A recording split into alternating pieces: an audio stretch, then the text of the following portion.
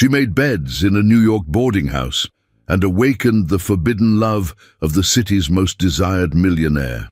In the frozen winter of 1898, beneath the dim glow of gaslight, a maid who had been taught to remain unseen crosses paths with a man hiding from his own name. A single glance ignites a storm of passion, but also a dangerous secret. What begins in silence soon threatens to unravel the boundaries of class, pride, and destiny. Will their hearts defy the world that seeks to keep them apart, or will duty and fear silence love before it can bloom? Share with me where you're listening from, and tell me, do you believe true love can ever conquer society's chains? New York City, winter of 1898. The wind carried with it the sharp scent of coal smoke and snowmelt, curling through the narrow streets of Broome Street like a whispered warning. The city roared just beyond the boarding house's thin brick walls. Trolleys screeched, vendors shouted in Yiddish and Italian, and horses clattered over slush-stained cobblestones. But inside the old brownstone at number 96, the world moved slower, quieter. It belonged to the women who scrubbed, stitched, and served, women like Anna Brooks. At 26, Anna had become nearly invisible to the world around her, an expert at silence, at slipping between corridors and conversations without leaving a trace.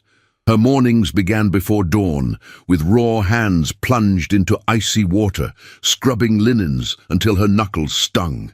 Her dark chestnut hair was always pinned in a tight, obedient bun, covered with a faded kerchief. Her uniform, a simple grey dress, high-necked and buttoned to the throat, smelled faintly of starch and lye. The only softness she allowed herself was a frayed blue ribbon, sewn discreetly into the inner hem of her apron, the last remnant of a sister who died before the age of 12. That morning, as frost painted delicate webs on the inside of the window panes, Anna carried a pitcher of hot water up the narrow stairs, careful not to let it slosh. A new guest had arrived late the night before. Mrs.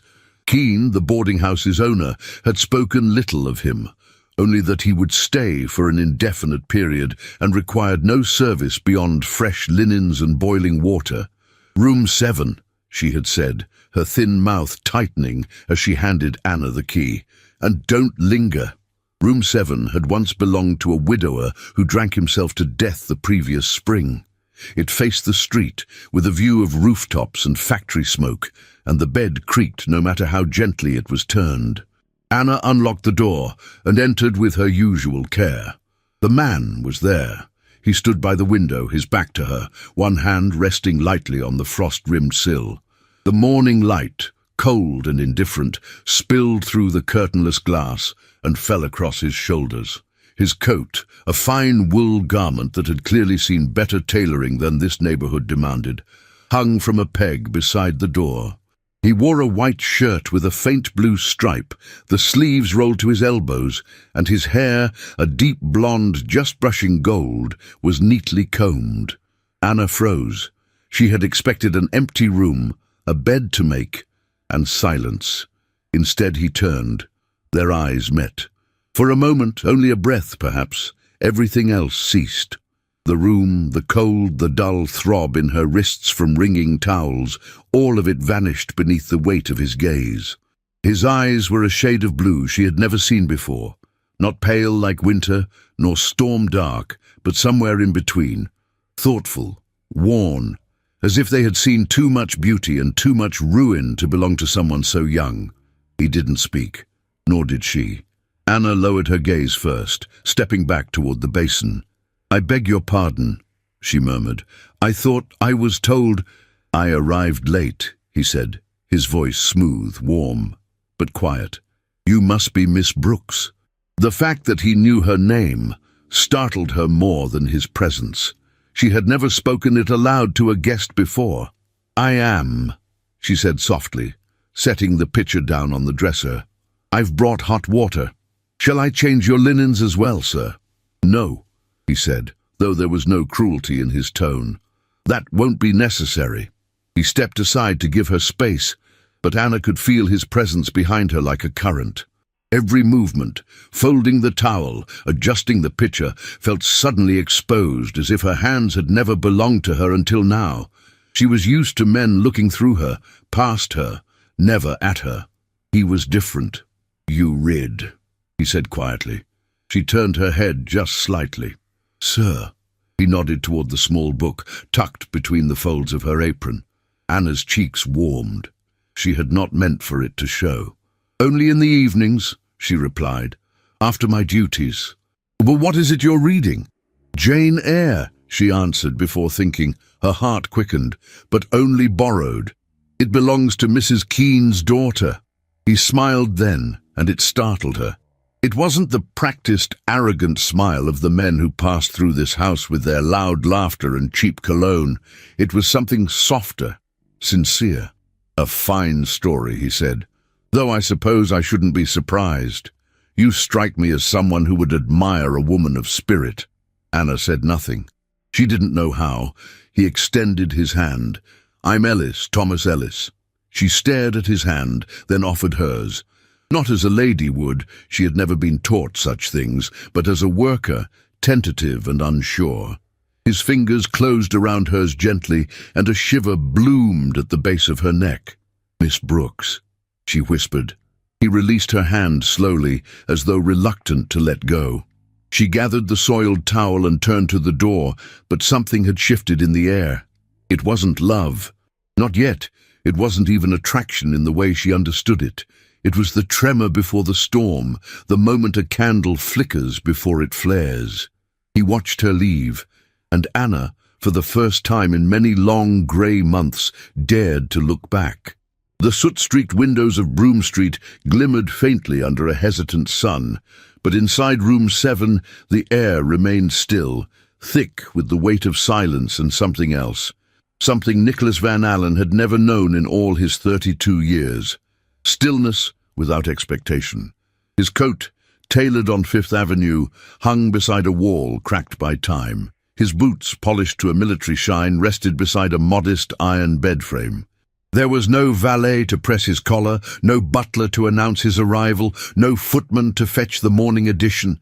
Here, in the modest boarding house with paper-thin walls and no servants to speak his name with reverence, he had vanished, willingly, desperately, and without a trace. For the first time since his youth, he had become no one. He sat by the window, the city's breath rising in little puffs from chimneys beyond the glass, and watched the horses move through slush with the determination of beasts that knew no rest. It was a rhythm he found oddly soothing, predictable, honest. Unlike the ballrooms and parlours of his former world, where words were chosen not for truth, but for effect, and even affection came wrapped in calculation. He had abandoned it all, the opulent Van Allen mansion, the censure of his father, the headlines still fresh with scandal. "Van Allen heir spurns political union, wedding off with senator's daughter," the Herald had screamed. He had burned the clipping, but the ashes still clung to his mind. Now he was Mr. Ellis, a man of no heritage, no burden, no expectation. He had told no one where he had gone, only Thomas Blythe, his former schoolmate turned journalist, whose silence could still be bought, not with coin, but with loyalty forged in the fire of long-shared secrets. Nicholas leaned back in the creaking chair and exhaled slowly. And then he saw her. Anna Brooks passed in the hallway beyond his door, her silhouette fleeting, barely more than a whisper of grey fabric and quiet steps. But his breath caught, not because of her beauty, which was not the kind that shouted, but the kind that lingered. She walked like someone who had learned not to disturb the world, and in doing so became the only part of it worth noticing. He had spoken her name once, just to see how it felt in his mouth. Anna. It sounded like an apology and a promise all at once. She had barely looked at him since their first meeting, always lowering her gaze, her voice careful, controlled. And yet, when she turned her head to the side, when a strand of hair slipped from her scarf and brushed the curve of her cheek, something within him stirred with a quiet urgency he did not yet understand. That afternoon, He ventured downstairs. The common parlour smelled faintly of tea and coal smoke. A cracked mirror hung above the mantel, and the faded rug bore the weight of many feet and few fortunes. He found her there, wiping the dust from the windowsill, her back to him. "Miss Brooks," he said, his tone warm but low so as not to startle her. She turned slowly, her grey eyes lifting just enough to meet his. A slight nod. No smile. "Good afternoon, Mr. Ellis." "May I?" He gestured toward the nearby chair. She hesitated. It was not proper, not expected, but something in her eyes flickered. Not agreement, but curiosity. She returned to her cleaning, slower now. "You've been in New York long?" he asked. "Since I was 15. And before?" She paused. "I was born near Albany. My father worked the rails. My mother took in sewing." He nodded, absorbing every word as if it were a secret entrusted to him. "I've always found something comforting in railroads," he said. "They follow one path, straightforward, purposeful." Anna didn't answer, but she didn't leave. "And you?" she asked at last, softly. "Have you always been in the city?" His throat tightened.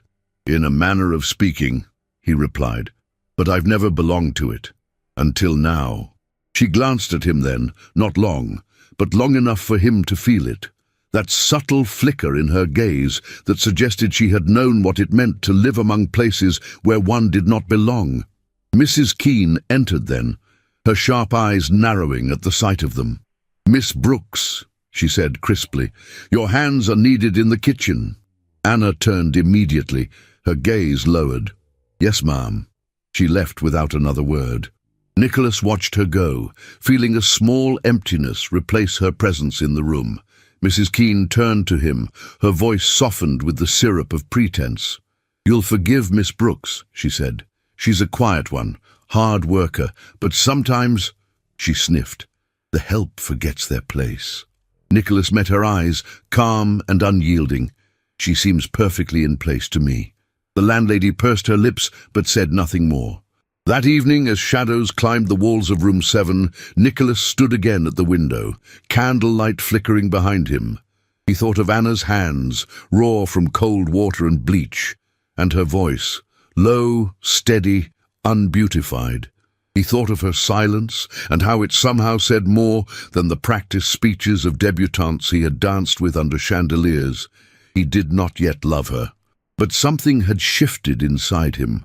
A quiet awareness that the life he had left behind had never truly been his, and that the woman who moved through corridors without leaving footprints had somehow awakened the part of him he had buried beneath silks, scandals, and family expectations. In the dim light he picked up the book he had carried with him, The Tempest, bound in worn leather, and turned a page without reading it. He had no future to offer, no past he wished to share.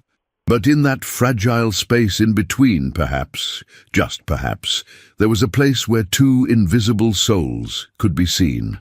Downstairs, in the cramped corner near the servants' table, Anna rinsed the last of the dishes beneath a slow drip of steaming water. The room was empty. Her hands ached, her shoulders heavy, but her mind would not rest. She had not meant to speak to him. Not truly. And yet, she touched her cheek without realizing it. The skin was still warm. "Mrs." Keene's words returned like a warning in the steam. "You were born to serve, not to be seen." But hadn't he seen her? Really seen her? She didn't know what it meant yet, didn't dare name it. But something had awakened inside her that day. Something dangerous, something beautiful, and she wasn't sure she wanted it to go back to sleep. The wind off the Hudson carried a chill sharper than any blade, and yet Anna Brooks walked through the narrow lane behind Broome Street as though untouched by it. Her gloved hands clutched a small paper parcel tied with twine. The corners softened from where her fingers had pressed too tightly. Inside, wrapped in brown linen, was a book. Not just any book. A slim, leather-bound volume of poetry, Leaves of Grass, by Walt Whitman. She had admired it once in the shop window near Spring Street, her gaze lingering for only a moment too long, and now it was hers, given to her not by family, not by friend, but by Mr. Ellis, the mysterious boarder, whose presence continued to turn her world ever so slightly askew. She had found it upon her pillow that morning. No note, no signature, just the book, carefully wrapped, placed with intention and gentleness. Her first instinct had been to return it. It was inappropriate, dangerous, but she had not. She could not. Instead, she pressed it to her chest and hid it beneath the folds of her uniform as if it were a relic, sacred and forbidden. Inside the boarding house, the air was heavy with the scent of boiled potatoes and ash. The tenants had gathered for supper, their chatter muted by the storm brewing beyond the windows. Jude Malley, a young carpenter who had long considered Anna his to claim, watched her from across the room. His gaze was different now, not admiring but questioning, sharp-edged. He had noticed her distraction, the quiet smile that lingered on her lips as she passed through the kitchen. "Something's changed with her," he muttered to Mrs. Keene, whose ears were always tuned to unrest. "That boarder, Ellis, he's been too kind." Mrs. Keene pursed her lips. She too had noticed. A passing glance in the hallway. A polite greeting stretched just a second too long, and now whispers were beginning to stir, like dry leaves skittering across the floor before a storm. Upstairs, Nicholas stood before the cracked mirror in his room, adjusting the collar of his coat. He had been foolish to leave the book without a word, but words had failed him. How could he explain what stirred within him each time Anna passed, the way silence wrapped around her like a garment, dignified and unreachable? He picked up his gloves and hat, preparing to take his usual walk. The city had become his hiding place, but it no longer felt like exile. It was beginning to feel like possibility. Still, he knew the illusion could not last, especially now. That morning, while browsing a market near Washington Square, he had spotted a man watching him, a man from his world. Charles Loring, an associate of his father's, dressed in the usual black wool coat and top hat, with a monocle that glinted like accusation. Their eyes had met for only a second, but it was enough. Loring had tilted his head, puzzled as though trying to place a face seen once at a gala or on the steps of the Union Club. Nicholas had turned away quickly, heart pounding, but the encounter had left him shaken. He could no longer assume anonymity. Time was no longer on his side. He stepped out into the street, the cold biting at his cheeks, and made his way toward the bookstore near Spring Street. He needed distraction, something ordinary, grounding. But as he turned the corner, he saw her, Anna.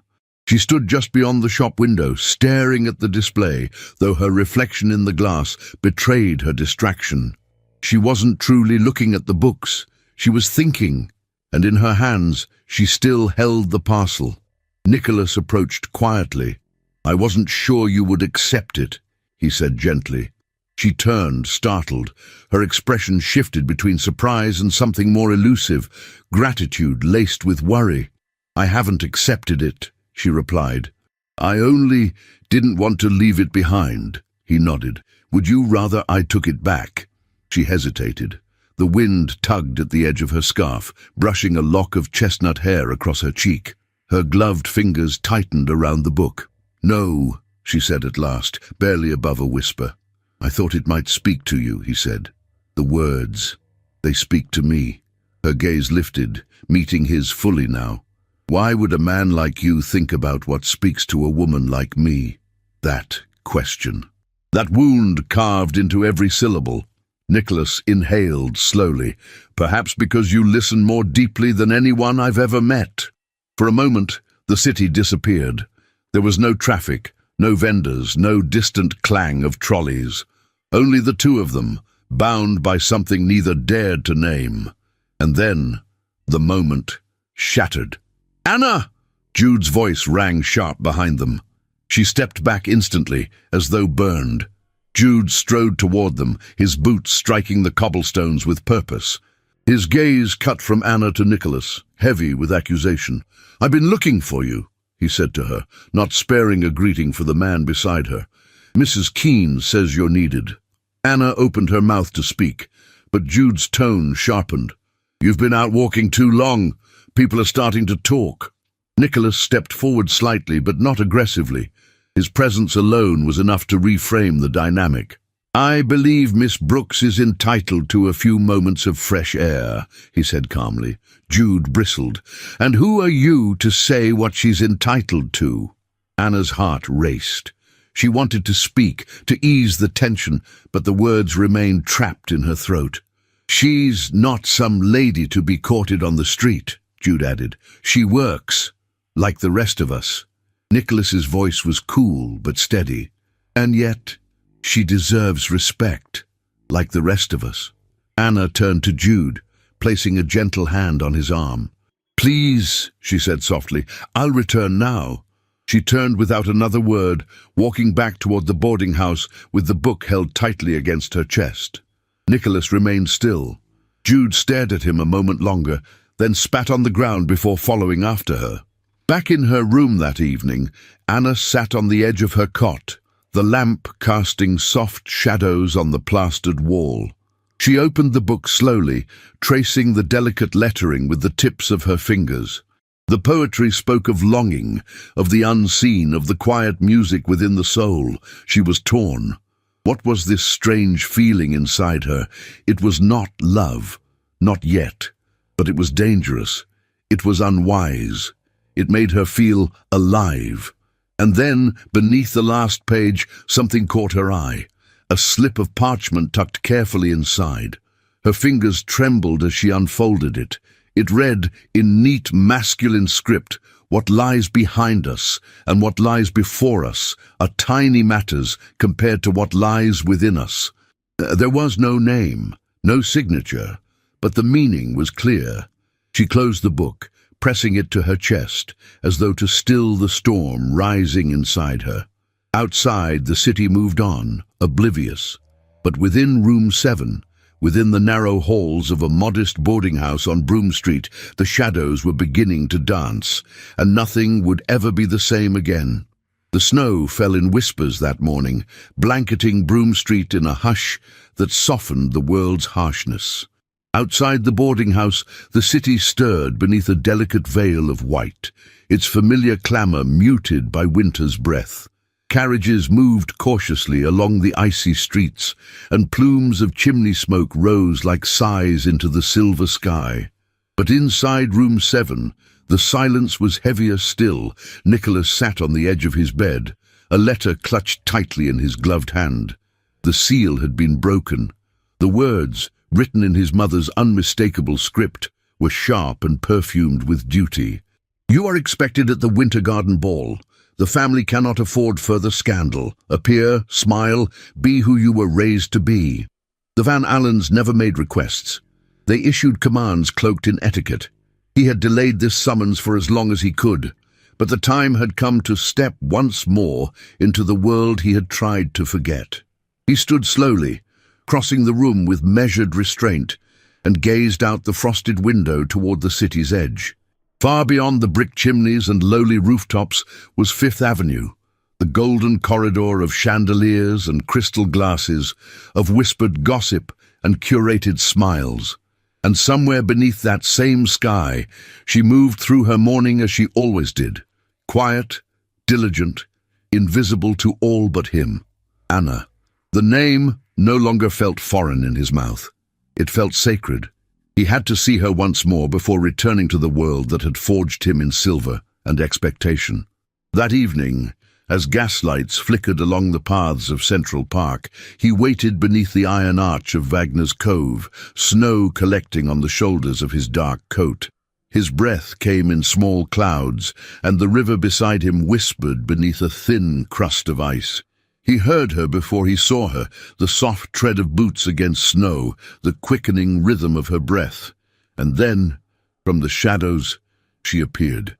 Anna wore a plain navy cloak, the hem damp with snow, and a woolen scarf drawn tight beneath her chin.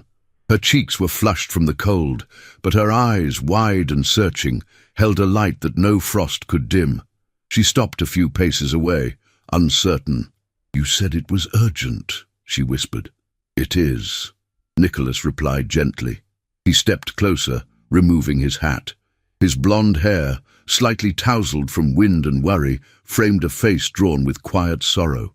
"I must leave." he said. Tonight. She blinked once but made no sound. They've summoned me to Fifth Avenue, he continued. My family is hosting their winter garden ball. Anna lowered her gaze. I see. He reached for her hand, encasing her chilled fingers in his own. No, you don't see. You can't. I understand more than you think, she said, her voice strained. You belong there, among them. This was never meant to be more than what it was. What it was, he echoed, his voice hoarse. She pulled her hand away, but not with anger, with fear of believing in things she had no right to hope for. Nicholas took a step closer. I'm not the man I was raised to be, he said, not anymore. Not since you. Anna shook her head. Please don't say things you'll regret. I'll regret nothing, he said softly, except not telling you the truth.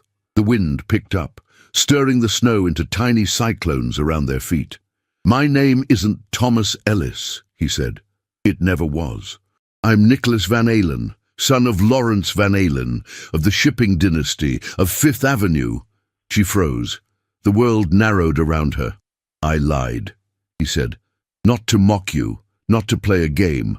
I lied to escape the life they expect me to lead, to find something real, and I found you. Anna's breath caught. You shouldn't have told me, she whispered. You should have let me go on believing. Why? Because now I don't know what to do with this, she said, placing a trembling hand over her chest. Nicholas stepped forward. His gloved fingers touched her cheek, brushing away a snowflake. I don't ask you for promises, he said. Only a moment, one moment, to remember. Before she could respond, he leaned forward, his lips brushing hers, tentative, reverent. The kiss was not one of possession or demand, but of reverence. It was a confession made in silence, a vow wrapped in snow and breath and trembling. When he pulled away, Anna's eyes were closed. I will return, he whispered. She nodded, but said nothing. He stepped back, putting his hat on again. As he walked away, she stood frozen beneath the gaslight, the snow falling like lace upon her hair. She didn't move for a long time, not even when the snow turned to sleet. Back at the boarding house, the air was no warmer. Mrs. Keene sat in the parlour sorting receipts, her lips pursed in habitual suspicion. When Anna returned, late and red-cheeked, the landlady looked up with narrowed eyes. You've been gone long. Anna removed her cloak in silence. Mrs. Keene stood. I've been told, she said coldly, that you were seen walking with Mr. Ellis. Anna paused. We spoke. He's no tenant, Anna, she hissed.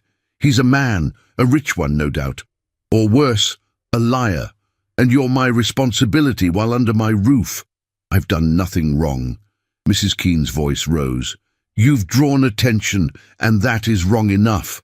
I won't have you giving the other girls ideas. Anna turned to face her, her chin raised. I haven't given anyone anything.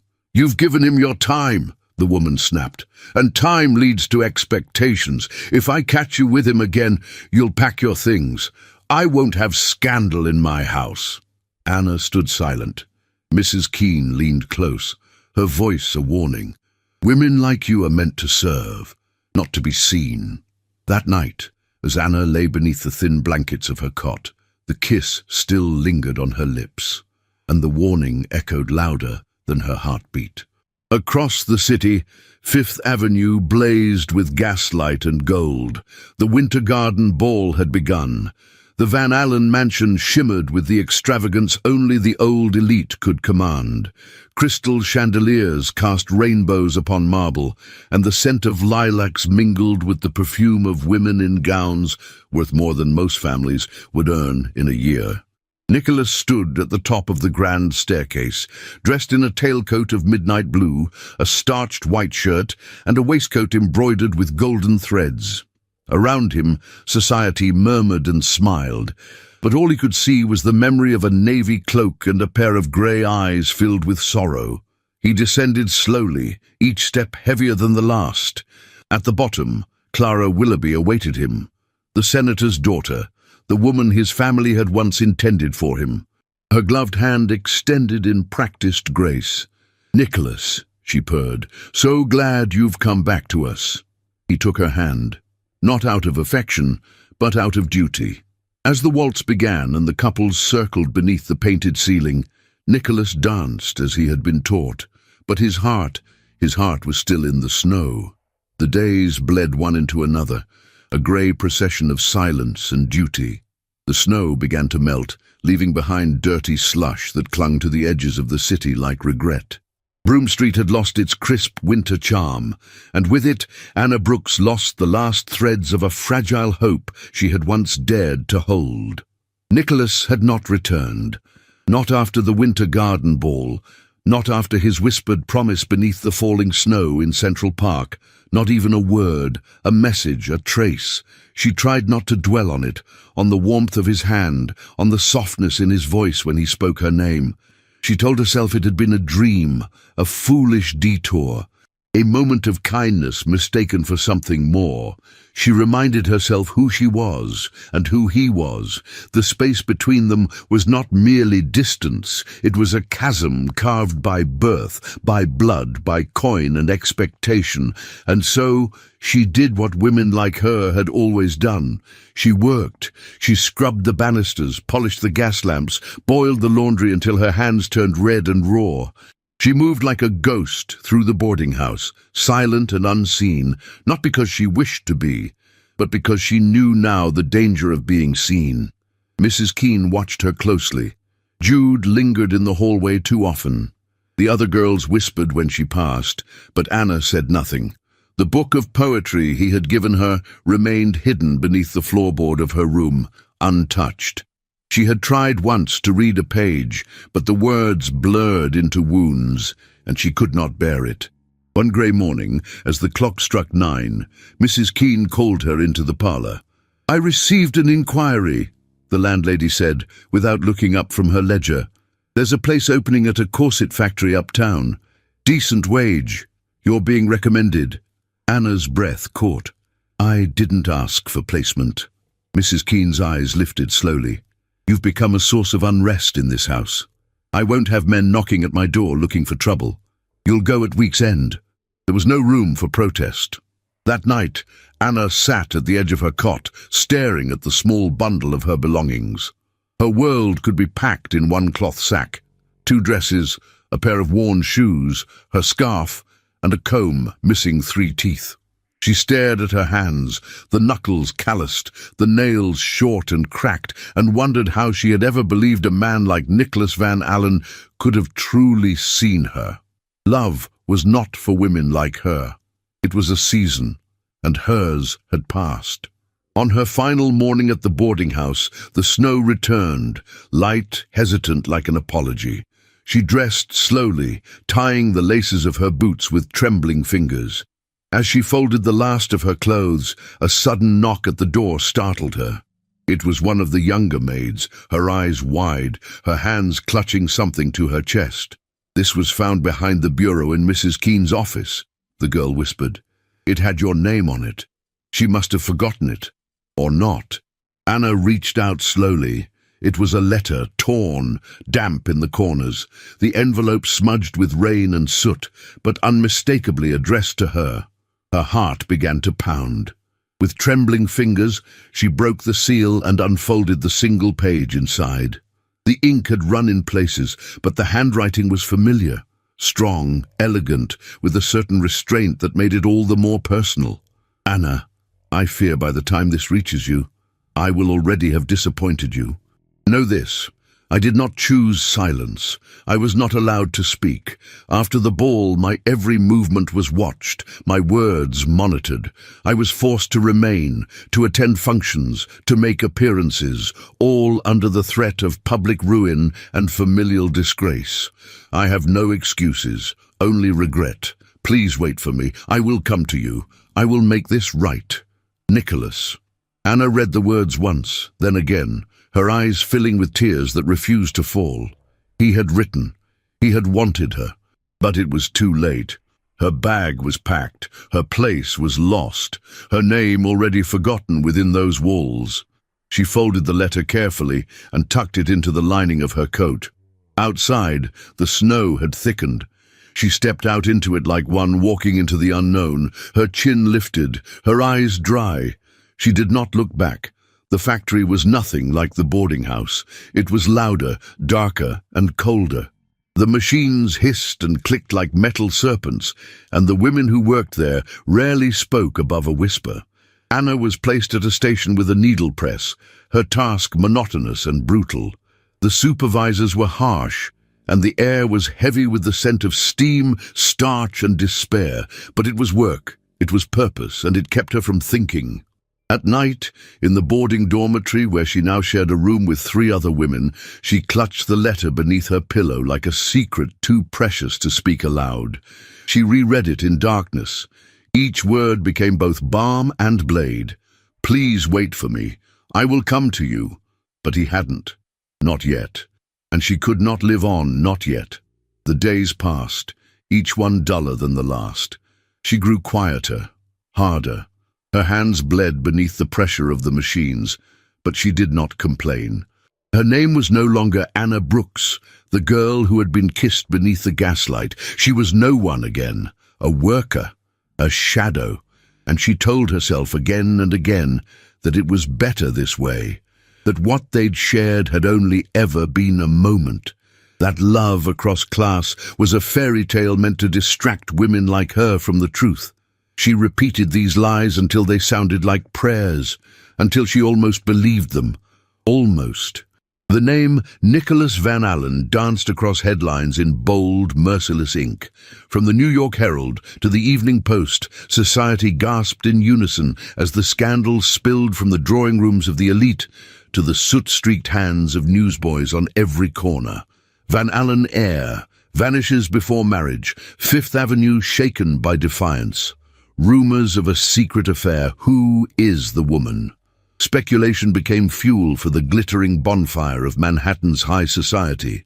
Had he fled the country? Was he ruined in secret debt? Had he, God forbid, fallen in love with someone beneath his station? The last theory was whispered with the most delicious venom, for in the Gilded Age, love was only a virtue if it obeyed rank. But the truth was more fragile than gossip and more desperate than society would ever imagine. Nicholas had disappeared, but not into exile. He had vanished into the underbelly of the city, chasing the only thing that had ever made him feel alive. He was searching for Anna. No longer dressed in fine wool coats and polished leather boots, he walked in borrowed garments, his hair longer now, his jaw shadowed with the faint stubble of sleepless nights. He searched tenements and factories, kitchens and sewing rooms, asking for her with caution, showing her name written carefully on scraps of paper, as though she were a ghost he begged the city to reveal. But Anna Brooks was gone. In her place was a woman named Margaret Burke, a name she had chosen from a forgotten birth record posted at a parish door. She had taken it like armor, like a lock on a door she could never again open. She worked now in a corset factory on West 34th Street, a place where steam hissed from broken pipes and fabric was dyed in vats so strong the scent clung to skin for days. She worked without speaking, without lifting her gaze. Her hands were blistered, her nails cracked, her spirit caged in silence. Each morning she woke before the sun. Each night she fell asleep, with Nicholas's letter hidden beneath her mattress. She had not thrown it away, she had not read it again, but she had also not let it go. Her lips no longer spoke his name, but her heart did, quietly, always. Meanwhile, Nicholas, tired, cold and aching, entered the small office of Thomas Blythe, a journalist and once friend from his university days. The office smelled of old ink and fresh coffee, the windows fogged from within. Thomas looked up, startled. "Nicholas," he asked, rising from his desk, "are you out of your mind? Do you know the city is devouring itself trying to find you?" "I'm not here to be found," Nicholas answered. "I'm here to find her." Thomas's expression softened. "Her," he said. "So, the rumors are true." Nicholas leaned on the edge of the desk, his fingers tense. "She left, vanished. I believe she changed her name." "And you think I can find her when you couldn't?" You know the working districts better than I ever did. I need your contacts. Just help me." Thomas sighed. There had been a time when they stood on the same ground, before money drew lines between them. Perhaps this was Nicholas's way of returning to Earth. "I'll do what I can," he said quietly, "but I hope you know. Once she sees you, she may not want to be found." Nicholas said nothing. That afternoon, grey smoke rose from the factory rooftops on 34th Street. Inside the corset workshop, the air was thick with heat and dye. Anna, Margaret, moved through her tasks like clockwork. The rhythm was all that kept her sane. But then it happened. A scream, a spark, a hiss of flame that leapt too fast, too high. A boiling vat overturned. Panic, shouting, fire. The building erupted into chaos. Women ran, dresses catching embers, their hands flailing through smoke. The foreman shouted orders no one could hear. Flames licked the wooden beams overhead. Smoke filled the hallways like a rising tide. Anna tried to run, but her station was near the back. When she reached the corridor, the exit was blocked with fire. She coughed, her throat burning, her eyes stinging. The world tilted. She reached for the wall, but it burned her palm. Then came the collapse. A wooden beam cracked, splintering with a sickening groan. Anna dropped to her knees, shielding her head. But then, a voice. "Anna!" It cut through the smoke like light through fog. She turned. There, emerging from the haze, was Nicholas. His coat was singed, his face blackened with ash. But his eyes, those impossible eyes, were fixed on her with raw, unbearable urgency. She gasped. "No!" He reached for her. "Come with me!" "No!" she shouted, crawling backward. "You shouldn't be here!" He grasped her arm. "I'm not leaving without you." She stared at him, dirtied, breathless, utterly out of place in this inferno, and her heart tore open. But she pulled away. "You don't belong here!" she cried. "This world isn't yours."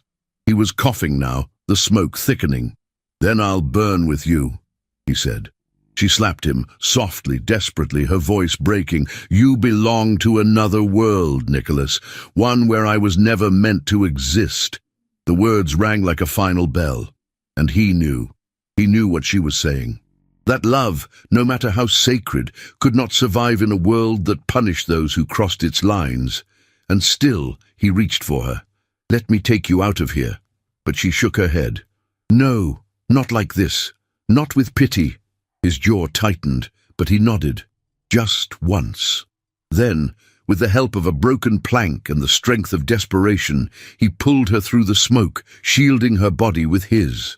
They stumbled down a back corridor, the flames snapping at their heels, until they burst into the alley behind the building and collapsed onto the snow-soaked cobblestones. Firefighters swarmed behind them. The factory moaned in its death throes. Anna lay gasping, her head in his lap, tears streaking her soot-covered cheeks. Nicholas brushed a lock of hair from her face. "Please," he whispered, "don't make me let go." She looked at him, her expression unreadable, and then she stood. Without a word, without a kiss, without a single backward glance, she walked away into the crowd of women gathering in the street. Nicholas remained there, alone, the snow melting beneath him. He had found her, and lost her again. The cold returned with a vengeance in the final days of February, slicing through the city like a judgment too long withheld. Fifth Avenue glistened beneath a layer of brittle frost, its carriages moving silently past mansions trimmed with ivy and disdain. But inside the grand hall of the Van Allen estate, the cold had nothing to do with the weather. Nicholas stood before the assembled guests, every inch of him pressed into the image of composure, tailcoat immaculate, waistcoat white as virtue, gloves tight against fists trembling with conviction. His mother sat near the fireplace, her face carved in marble. At her side, several distant cousins whispered behind lace fans, their curiosity sharpened by the promise of scandal. His father remained standing. The moment had come. "I will not marry Clara Willoughby." Nicholas said evenly, his voice carrying across the room with the quiet force of a man who had made peace with destruction. "Nor will I pursue any union for the sake of title or reputation." The silence that followed was vast. Then came the voice of his father, measured, icy. "You will regret this." Nicholas met his gaze. "Perhaps, but it will be my regret." He turned without waiting for permission and walked out, the polished soles of his shoes echoing across marble. With each step, the weight of inherited expectation fell away until only the man remained. That afternoon, the Van Allen name was erased from all pending contracts and wills. Nicholas was disinherited, his accounts frozen, his future obliterated by the very legacy meant to sustain him. The social columns had their feast. Van Allen rejects dynasty, family cuts ties in shame, love, or madness. New York's most eligible becomes nobody. But Nicholas did not read them. He took a room in a modest tenement near the East River, where the walls were thin and the stove fickle. He sold his pocket watch, then his cufflinks. He wore shirts without starch and walked the streets with hands in coat pockets, no longer recognized, no longer praised. And still, he did not look back. Because he had made his choice. A name, once his birthright, had cost too many people too much. He would pay the price gladly. Meanwhile, Anna lay on a cot beneath a thin blanket, her body hollowed by fever and exhaustion. The fire at the factory had stripped more than her breath. The weeks that followed had drained her strength, and in the dark dormitory of a women's shelter she had collapsed. The other girls thought she might not wake, but she did. 3 days later, she opened her eyes to the sound of soft footsteps and the scent of soap and fresh linens. Her vision blurred, then cleared. She was no longer in the dormitory. The walls were pale blue, the curtains lace-trimmed, the window frosted with snowlight. The bed beneath her was soft. Her hands rested upon white sheets with delicate stitching. A nurse entered quietly. "You're awake," she said gently, taking Anna's pulse. "Where am I?" Anna whispered. "St. Cecilia's private ward. You've had a fever." "Pneumonia." Anna blinked slowly. "How?" "You were brought in anonymously. Someone left this." The nurse handed her a folded note. No signature, just a line written in firm, familiar script. "Even if you won't let me save your heart, I will save your life." Anna's lips parted, but no sound came. She turned her face toward the window. Outside, the snow fell in slow spirals, soft, relentless. That evening, when the nurse returned, another figure followed. Quiet, slender, coat dusted in snow. He removed his hat respectfully and stepped into the lamplight. Thomas Blythe. Anna remembered his face from the fire, blurred by smoke. The man who had helped Nicholas, the journalist, the friend. He sat at the edge of her bed, his voice low. "You don't know me," he began, "but I've come on behalf of someone who can't be here." She stared at him, her eyes shadowed with doubt. "Why?" "Because you told him to stay away." She turned her face. "Then he should obey." Thomas tilted his head. "You think he hasn't suffered?" "I don't—" Her voice cracked. "I don't know anything anymore." Thomas took a folded clipping from his coat. He laid it gently on the blanket. It was from the Herald. She read the headline, and then again. "Van Allen heir cast out after refusing society marriage." The words sank like stones in her chest. Thomas spoke softly. He gave up everything. The inheritance, the legacy, the name, all of it. "For you." Her breath hitched. "No," she whispered. "He searched for you for weeks, burned half his bridges doing it. I told him not to. I told him you might not want him, but he never once stopped." Tears gathered in her eyes, but did not fall. "He didn't know where you'd gone. Not until the fire." She stared at her blistered hands, resting on her lap like remnants of another life. "I told him we didn't belong to the same world." Thomas leaned forward. "Maybe not, but that didn't stop him from leaving his." Anna looked up slowly. Her eyes shimmered, filled with disbelief, and something more dangerous, hope. "He's not the man they wrote about in the papers," Thomas said. "Not anymore. You made him something better." She closed her eyes, and for the first time in many weeks, she allowed herself to remember the park, the snow, the kiss beneath the gaslight, the man who held her like a vow. She pressed a hand to her chest, where the fever had once burned, and felt the echo of his sacrifice beating softly beneath her ribs. He had paid the price of a name, and she had been the reason. The city wore its winter coat once more, but this time the snow felt different.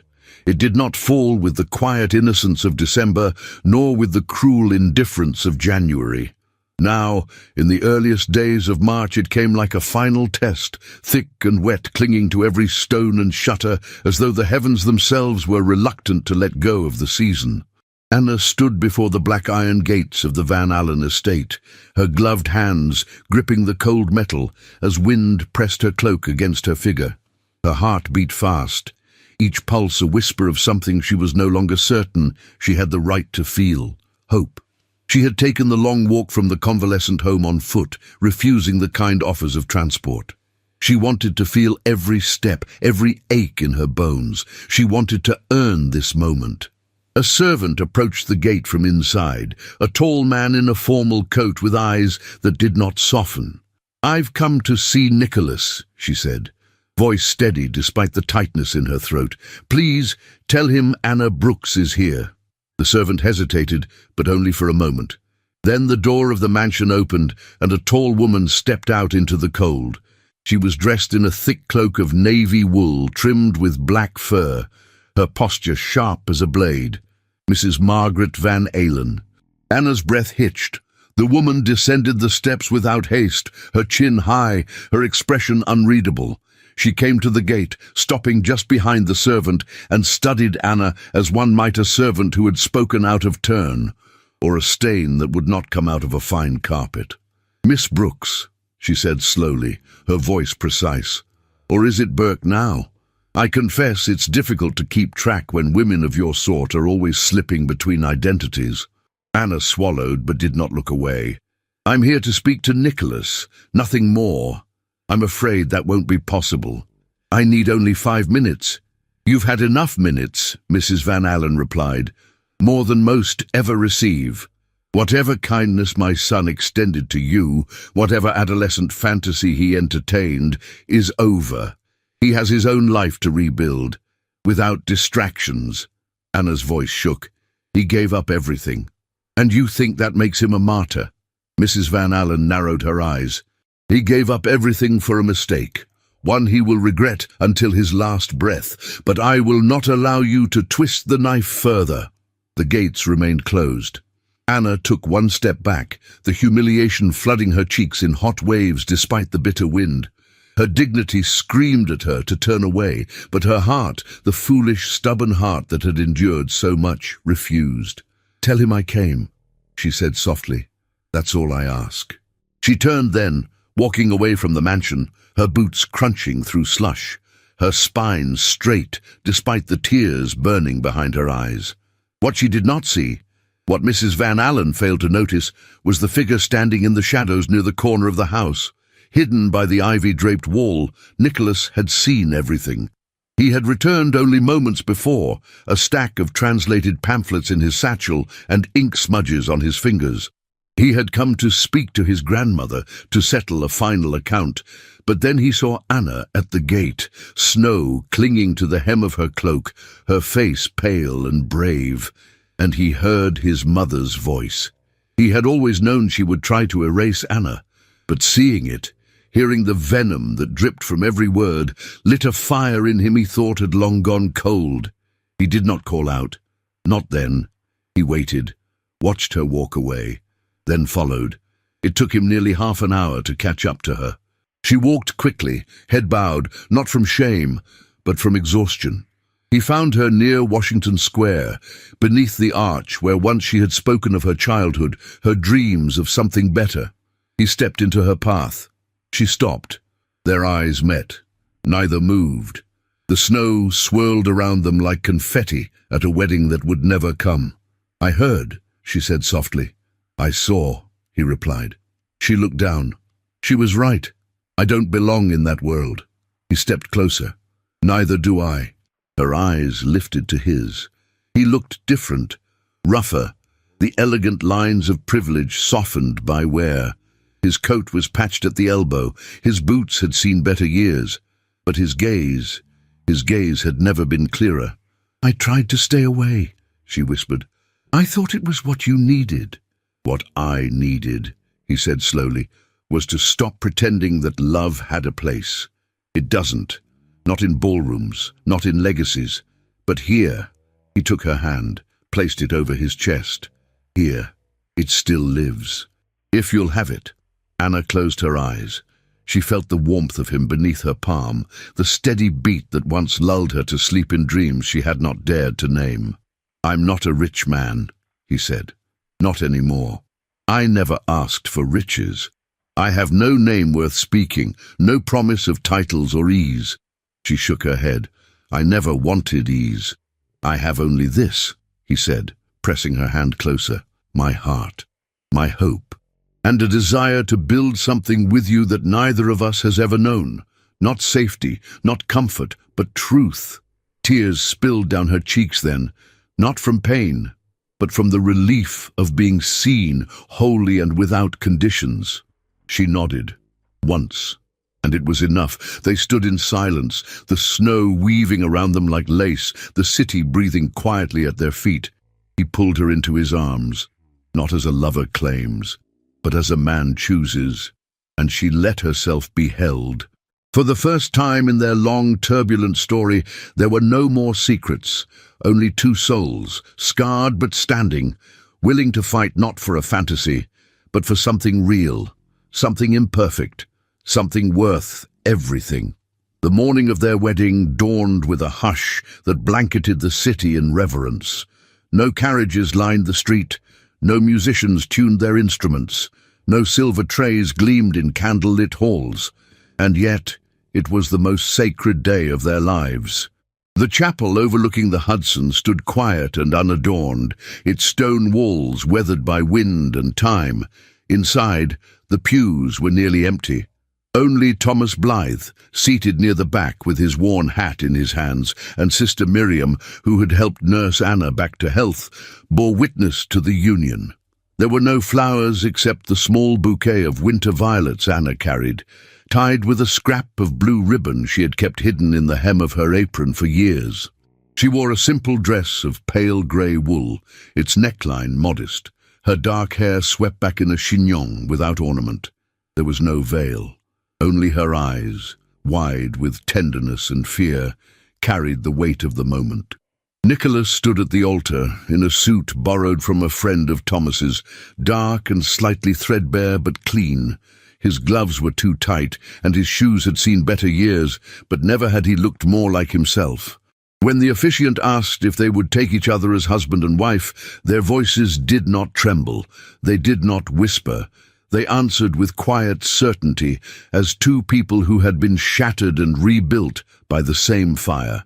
Afterward, no rice was thrown, no photographs taken. They stepped out into the cold, hand in hand, the wind from the river tugging gently at their coats. And when Nicholas looked down at her, this woman who had once cleaned his floors, who now held his heart with the reverence of a sacred relic, he leaned in, pressing his forehead to hers. "We've done it," he murmured. "No," Anna whispered. "We've only just begun." They rented a modest two-room apartment above a print shop on Cherry Street, where the floor creaked in protest with every step, and the windows let in too much wind. Their furniture was borrowed or second-hand, mismatched chairs, a chipped tea set, a dented stove, but each item had been chosen with care, with them in mind. Anna lined the shelves with linens she had stitched herself. Nicholas repaired the draughty window panes with oilcloth and patience. At night, they read by lamplight, their voices soft as the wind outside. Nicholas began his work in a converted warehouse by the docks, advising immigrant families on how to navigate the Byzantine world of shipping contracts, cargo rates, and exploitative brokers. It wasn't lucrative, but it was honest. His surname was never mentioned. He signed documents simply as Nicholas, and that was enough. Anna's dream took longer to grow. With a small fund collected from women at the convalescent home, she rented a narrow storefront off Delancey Street. There, she opened a reading room for working girls, a quiet space with second-hand books, a pot of tea always warm, and no questions asked. The shelves were filled with novels, poems, educational pamphlets, and by Nicholas's quiet donation, a full set of Whitman and Dickinson, girls came in the evenings, after shifts in garment factories and laundries. They came shyly at first, then steadily, some just for warmth, others for silence, a few to learn how to write their names. Anna never lectured. She only listened, and in listening, she gave these women what no man or law ever had, a place to breathe. Their life was not easy, but it was theirs. They argued over how much coal to burn in winter, over whether sugar was a luxury or a necessity, and over Nicholas's tendency to stay too late at the docks. But those disagreements were brief, and their reconciliation always came with a shared blanket, a whispered apology, or hands intertwined beneath the table at supper. They still walked through the city sometimes, side by side, unnoticed and content in their anonymity. Occasionally, someone would glance too long in Nicholas's direction, squinting as though trying to remember a face seen in the society column years ago. But no one ever spoke. Their past, once gilded and painful, had receded like the tide, until the letter arrived. It came in the late afternoon, on a Thursday, tucked beneath the doorframe alongside a utility bill and a flyer for a vaudeville performance. The envelope was thick, the paper heavy. The handwriting was familiar, though older, less rigid than the letters Nicholas had once received in his youth. The seal, though faint, was unmistakably Van Allen. He stood at the table, holding it for a long moment before opening it. Anna, seated across from him, paused in her stitching. "Who is it from?" He did not answer immediately. When he did, his voice was softer than she had ever heard it. "My grandmother." She said nothing more, only watched as he unfolded the letter and began to read. The words were simple. "I have heard what you've done, not through the family, but through those who still dare to feel. I know you have given up the name we handed you with pride and burden. I do not write to shame you. I write to say this: I was wrong to believe love had to wear gloves and pearls. If you find yourself near the old estate again, know that the back garden is still yours and hers."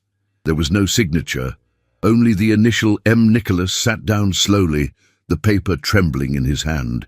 Anna placed her stitching aside and came to his side, her hand resting gently on his shoulder. "Does it change anything?" she asked. He shook his head. "No, but it eases something." She leaned down and kissed his temple.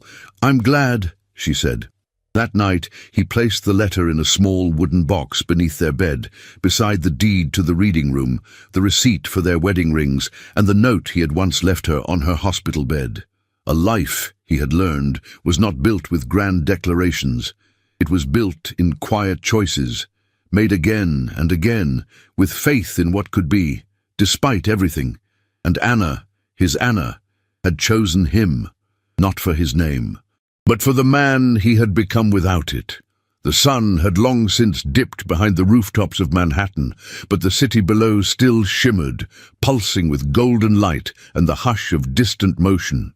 The Hudson, silver and endless, curled like a ribbon beyond the buildings, reflecting 1,000 gas lamps and the flickering dreams of those who had yet to sleep. On the rooftop of a modest 3-story brick home nestled between a synagogue and a printing press on Delancey Street, Anna stood alone. Her coat drawn tightly over her shoulders, her dark hair swept into a loose braid that now bore threads of silver. In her arms, wrapped in a knitted blanket the color of ash and rose, slept a little girl no more than 3 years old, her lashes casting shadows against soft, rounded cheeks. The child's name was Clara, and she had her father's eyes. Anna gazed over the city, her breath rising in quiet clouds, her heart full in a way that had nothing to do with comfort and everything to do with earned joy.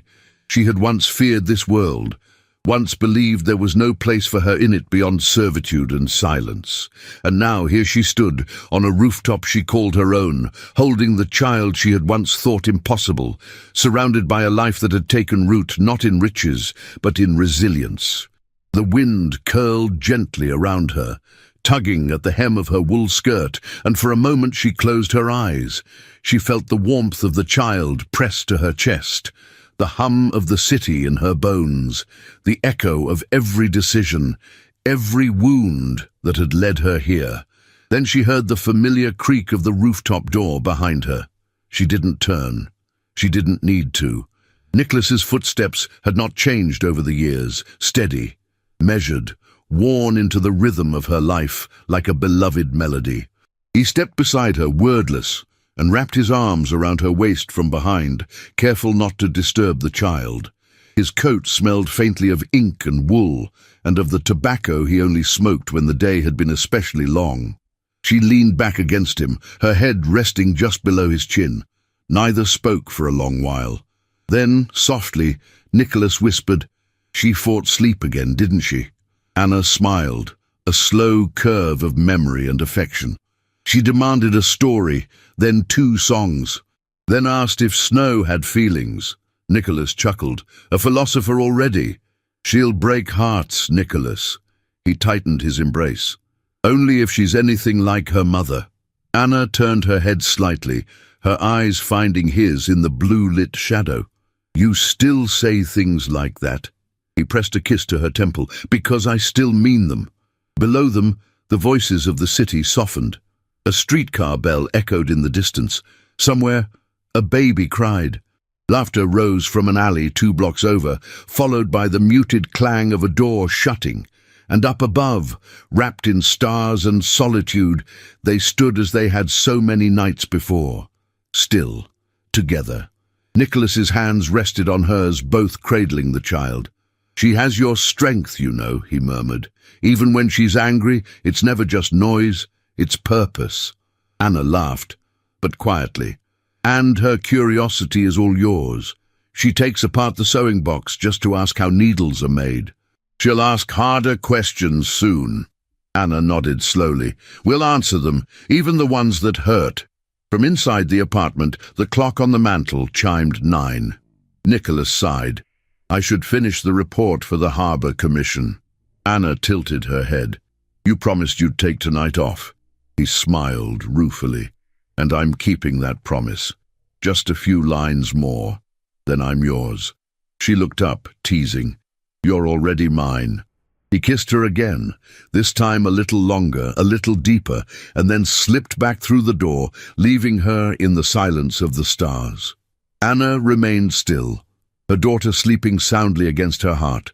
She watched the city with eyes that had once stared at factory walls and boarding-house corridors, at soot-streaked glass and cruel smiles behind lace.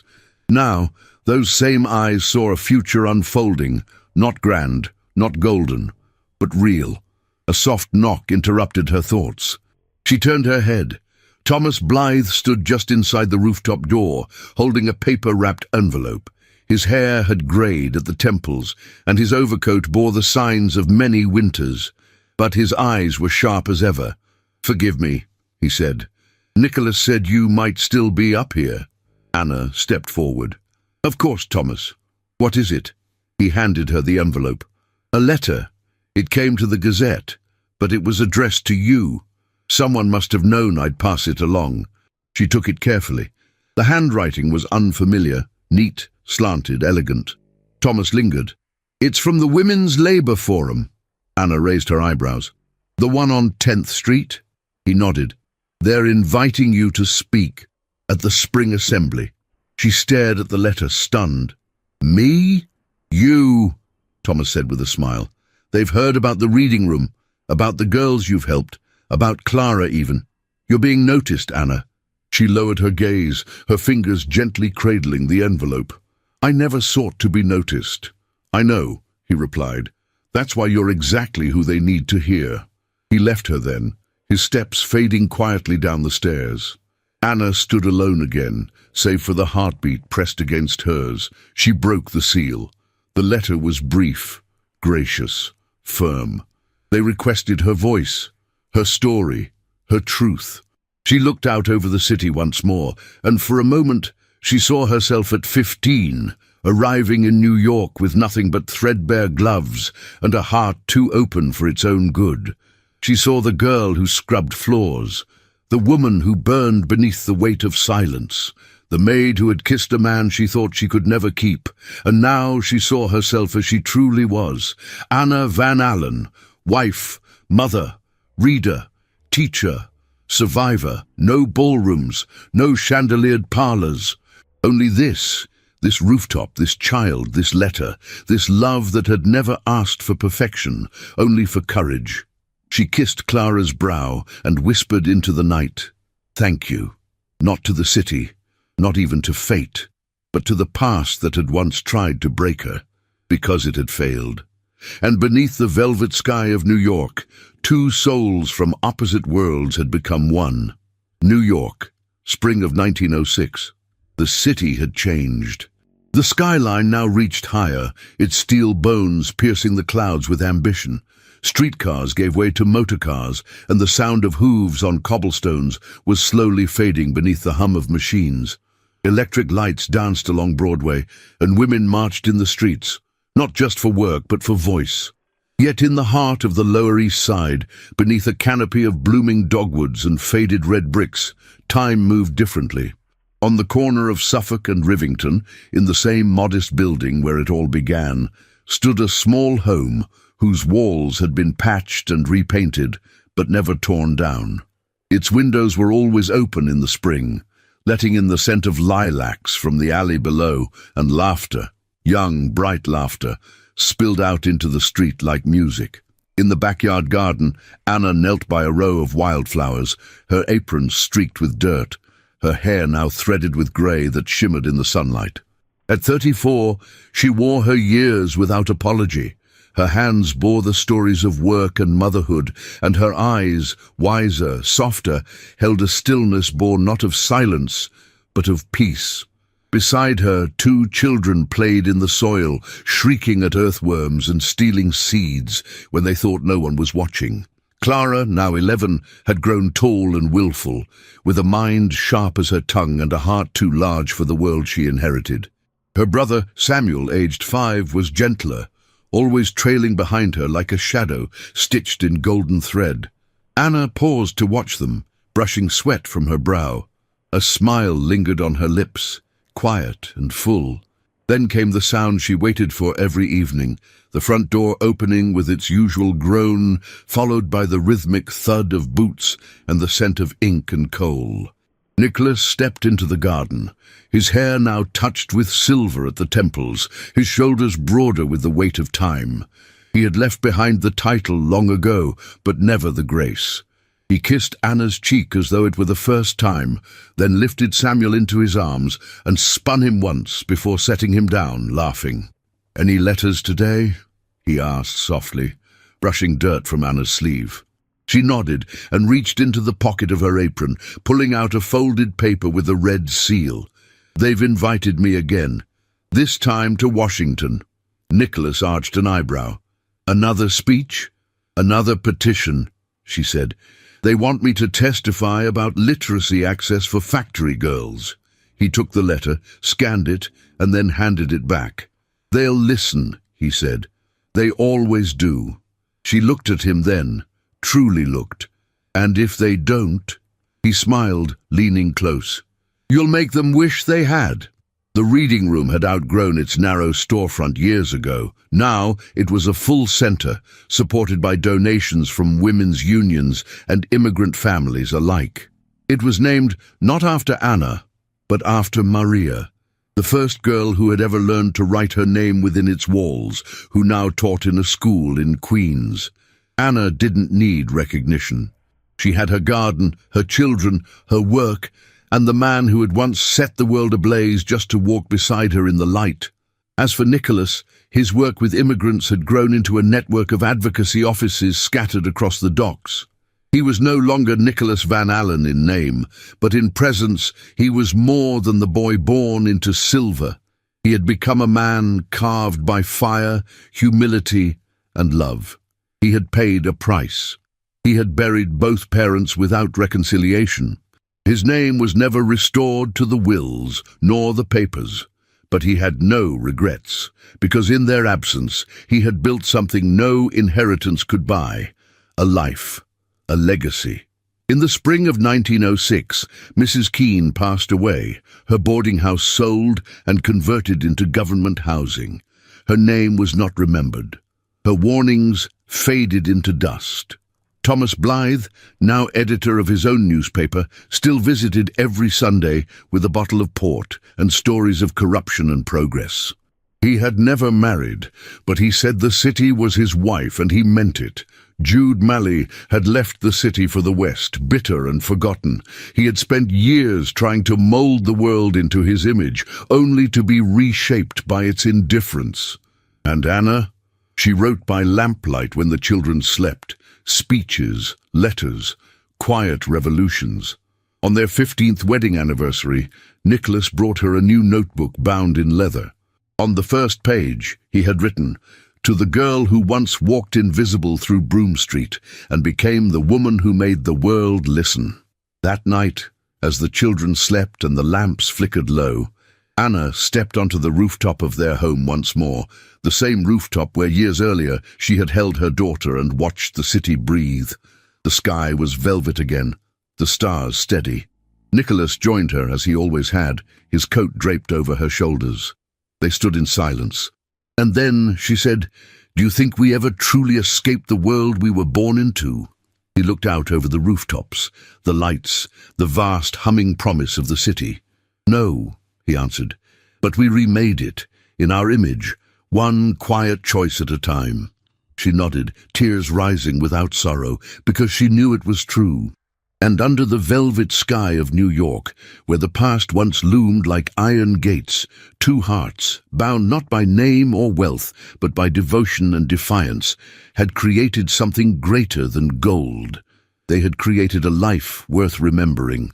There are stories that whisper softly through time, not of riches gained or titles claimed, but of hearts that dared to choose love over legacy.